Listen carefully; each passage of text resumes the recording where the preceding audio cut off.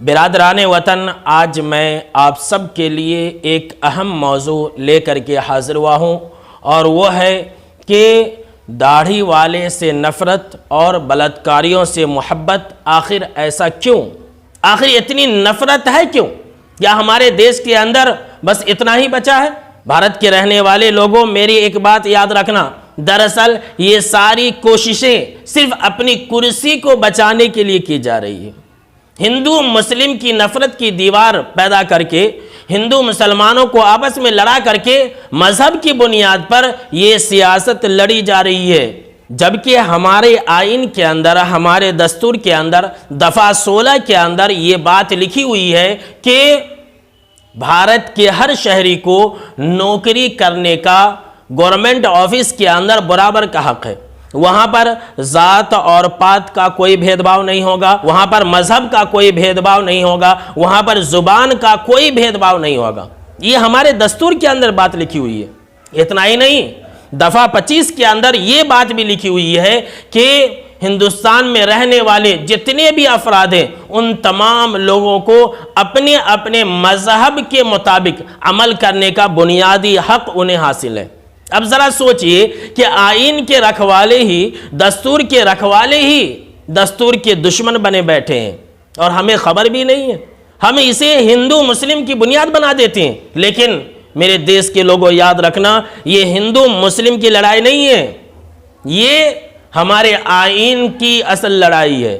یہ ہمارے دستور کو بدلنے کی ایک ناپاک کوشش کی جا رہی ہے، ہمارے دستور کے ساتھ چھیڑ چھاڑ کیا جا رہا ہے، ہمارے دستور کو بدلنے کی ایک ناکام کوشش کی جا رہی ہے، اور اگر ہم نے وقت سے پہلے آنکھ نہیں کھولی تو یاد رکھنا کہ ہمیں پھر سے غلام بنا دیا جائے گا۔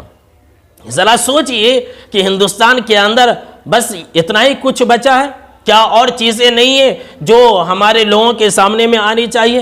لیکن ایسا نہیں ہوتا ہے، ان تمام چیزوں کو چھپا دیا جاتا ہے، اور کبھی ہندو مسلم کے نام پر، کبھی مذہب کے نام پر، کبھی فرضی انکاؤنٹر کے نام پر، کبھی داڑھی کے نام پر، اور کبھی آتنکوادی کے نام پر، کبھی لو جہاد کے نام پر، اس طرح کے فرضی ناموں کو لے کر کے ہمارے درمیان میں نفرت کی دیواریں کھڑی کی جا رہی ہیں۔ اس کے پیچھے جو مقصد ہے وہ جاننا ضروری ہے۔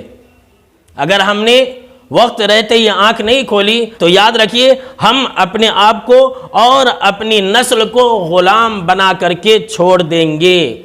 یہ سب غلام بنانے کی کوشش ہے۔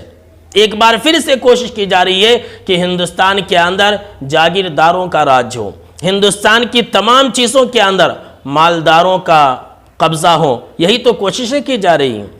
یاد رکھنا میرے دوستو، راحت اندوری نے جاتے جاتے ایک بہت بڑا پیغام ہم سب کو دے دیا تھا۔